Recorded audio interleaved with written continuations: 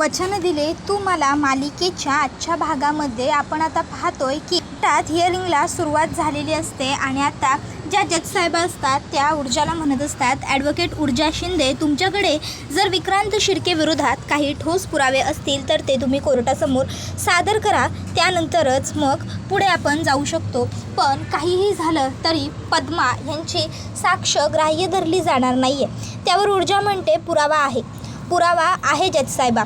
त्यानंतर मग आता ऊर्जा ही सांगत असते, तर माझ्याकडे पुरावा म्हणून एक अशी गोष्ट आहे की ज्यामध्ये स्पष्टपणे विक्रांत शिर्के यानेच हा गुन्हा केलेला आहे हे सिद्ध होईल.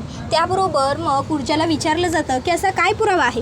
त्यावर मग ऊर्जा सांगते की विक्रांत शिर्के यांच्या घराच्या समोर जे घर आहे तिथे जो CCTV आहे त्या CCTV फुटेजमध्ये स्पष्टपणे विक्रांत शिर्के आणि त्यांचे काही मित्र गुन्हा करून जात असताना दिसत आहेत.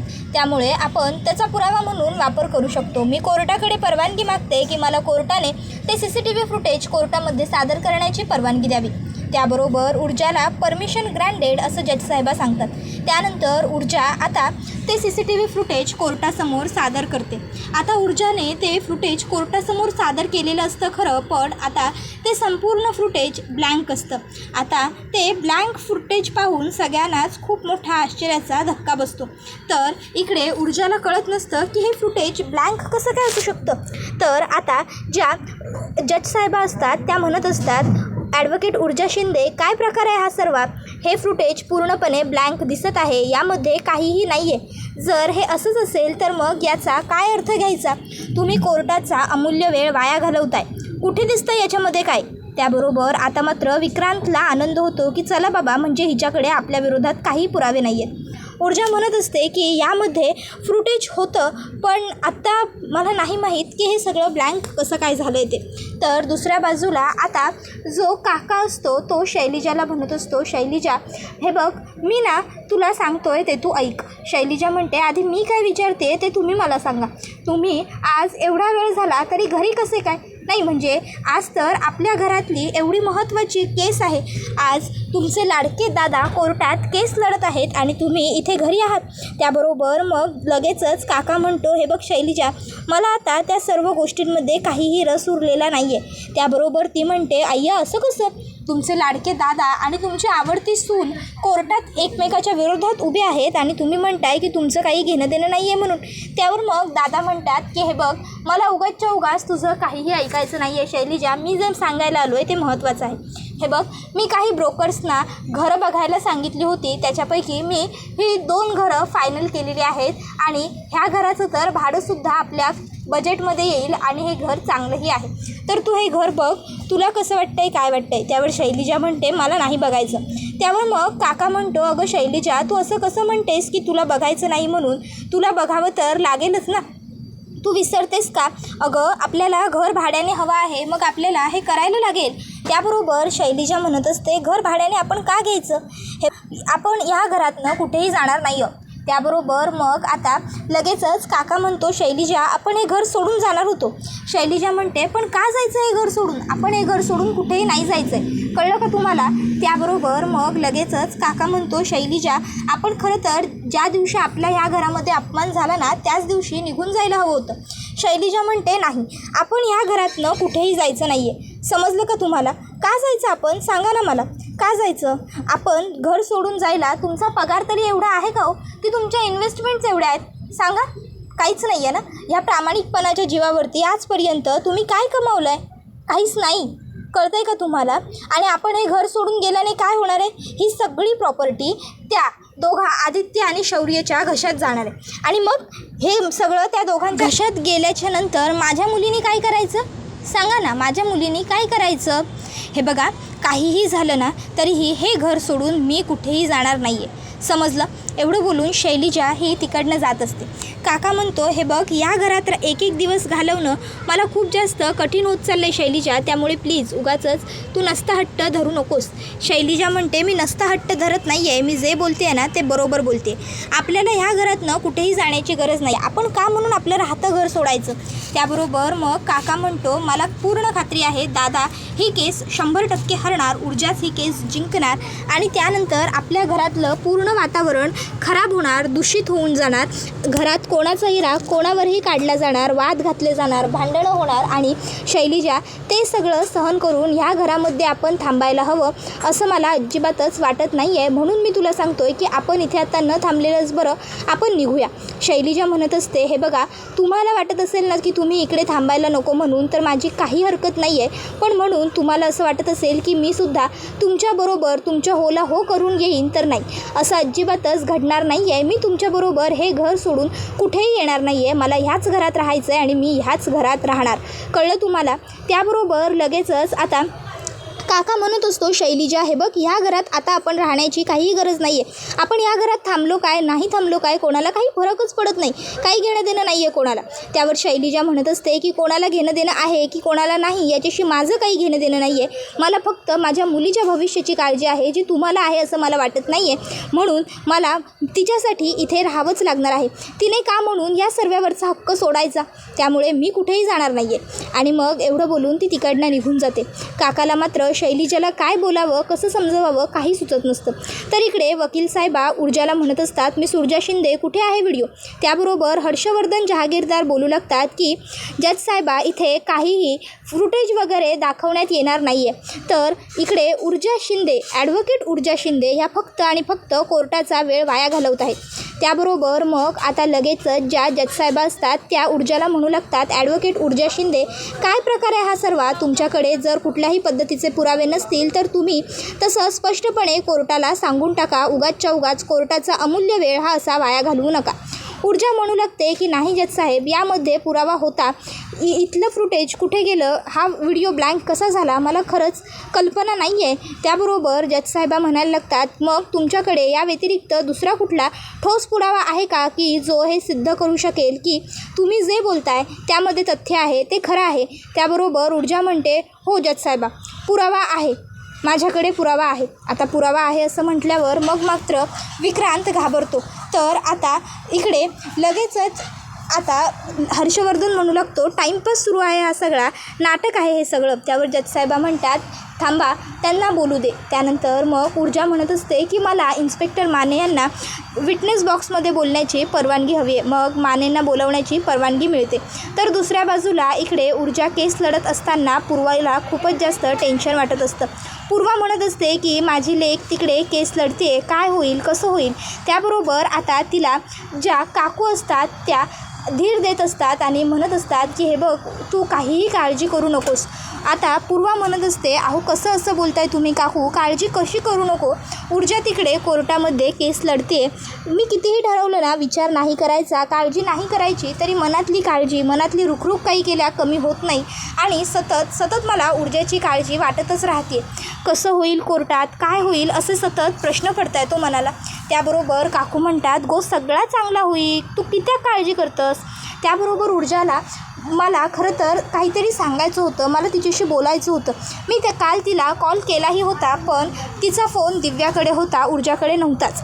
दिव्याने कदाचित ऊर्जाला निरोपही दिला नसेल, त्यामुळे माझं आणि ऊर्जाचं काही बोलणंच झालं नाही. मला वाटलं की सकाळी स्वतःहून ऊर्जा मला कॉल करेल, पण ऊर्जाने मला फोन देखील केलेला नाही आहे. मला असं सतत वाटतं आहे की ऊर्जाबरोबर बोलायला हवं होतं, पण काय करू, मला वाटलं ती घाई गडबडीत असेल ना, म्हणून मी तिला फोनही केला नाही.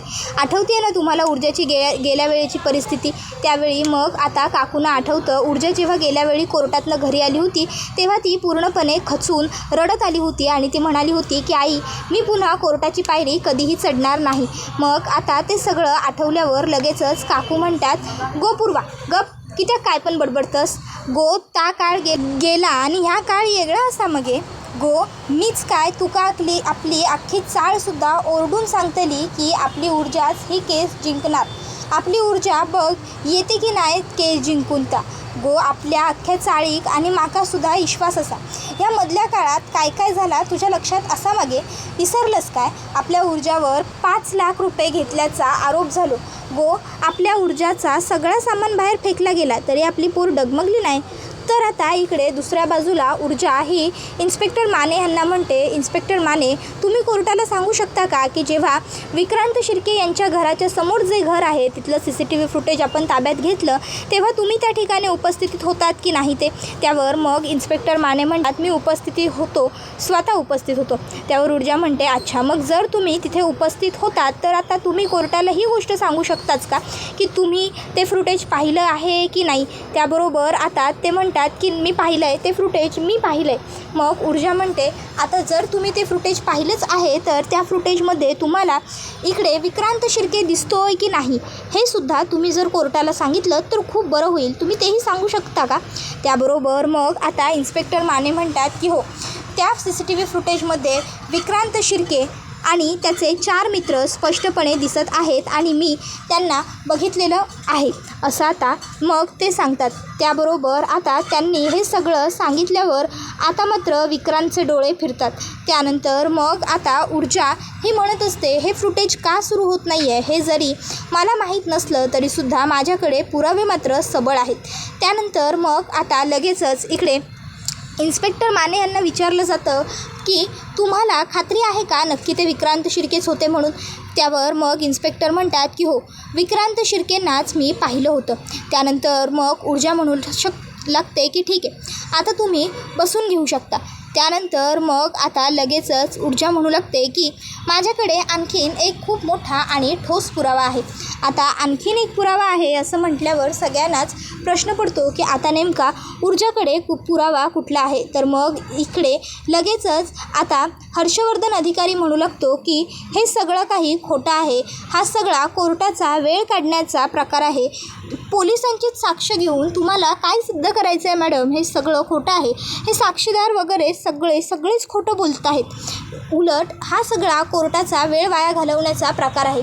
त्याबरोबर आता माने म्हणत असतात, माझ्या फोनमध्ये त्या फुटेजचं CCTVचं मी व्हिडिओ शूट करून ठेवलेलं आहे, मी ते दाखवू शकतो कोर्टाला.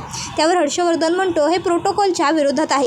त्याबरोबर दुसऱ्या बाजूला इकडे आता जो काका असतो तो कोर्टात जायला निघालेला असतो आणि आता तो आजीला म्हणतो, आईसाहेब मी कोर्टात जायला निघालो, येतोच मी जाऊन.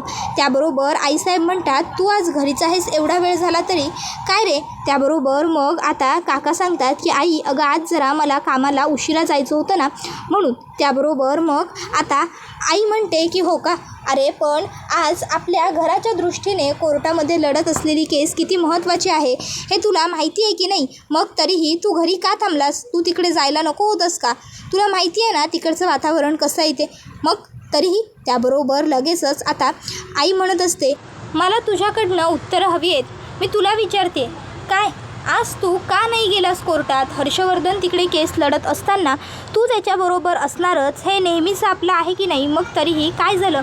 त्यावर मग आता लगेच काका म्हणू लागतो, जाऊ देत नाही, जर मी बरोबर नाही आहे ह्या गोष्टीने दादाला काही फरक पडत नसेल तर मग उगाचच्या उगाच तू स्वतः तरी तुझं रक्त जाळून कशाला घेतेस? त्याबरोबर शैलिजा म्हणते, आई अहो तुम्ही का उगाच? त्यावर आई म्हणते की बाद झालं शैलिजा, तू तर उगाच वाद वाढवूच नको. इकडे खरं तर विजयाने वाद संपवायला हवे होते, पण जर विजया कुठेतरी कमी पडते तर उलट तू ते वाद संपवायला हवे, त्या दोघा भावांना पुन्हा एकत्र आणायला हवंस. तर शैलिजा तू ते सगळं सोडून भांडणं कुठे लावत बसलीस त्या दोघांमध्ये? इतक्यात तिकडे विजया येते. विजया म्हणत असते, आईसाहेब थांबा, काय उगाचच्या उगाच माझ्या नावाने तुम्ही बोलताय? काय बोललात तुम्ही? मी भांडणं लावते का त्या 2 भावांमध्ये? त्यावर मग विजया म्हणते, बोला ना आईसाहेब. त्यावर आईसाहेब म्हणतात, तू भांडणं लावत नाहीस पण तू भांडणं लागली आहेत ती मोडतही नाहीस ना. त्याबरोबर शैलिजा म्हणते, आईसाहेब अहो भांडणं मोडायला मुळात वहिनींकडे वेळ आहेच कुठे? वहिनींचा सगळा वेळ तर सुनांना त्रास कसा द्यायचा या सासूगिरी करण्यातच निघून जातो. त्याबरोबर मग आता विजया म्हणते की नाही, मी कोणावरतीही बॉसिंग करत नाही शैलिजा, समजलं ना तुला?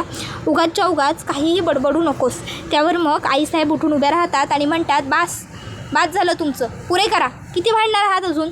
हे बघा, एक गोष्ट लक्षात घ्या, आजपर्यंत आपल्या घरामध्ये जहागीरदारांच्या घरामध्ये मुलांचा वाद कधीही झालेला नाही आहे. सगळेच पिढीनपिढी 2 भाऊ अगदी गुणागोविंदाने नांदले आहेत आणि आज जर तुम्ही दोघंजणं हे असे वागलात तर येणाऱ्या पुढच्या पिढीवरती सुद्धा हेच संस्कार होतील. त्याबरोबर पुढे आता आईसाहेब म्हणतात आणि आम्हाला पुढे काहीतरी विचित्र आणि वेगळा पाळंडा पडलेला नको आहे, त्यामुळे तुम्ही चौघांनीही लवकरात लवकर समेट करा आणि तुमचं भांडण मिटवा. जर तुमचं भांडण मिटवण्यासाठी आमची गरज लागली तर ते मात्र तुमच्यासाठी सगळ्यांसाठीच खूप जड जाईल आणि मग मी घेतलेला निर्णय तुम्हाला सगळ्यांना गपचूप सहन करावा लागेल. त्यापेक्षा लवकरात लवकर जे काही करायचं असेल ते करून घ्या आणि हे भांडण संपवा.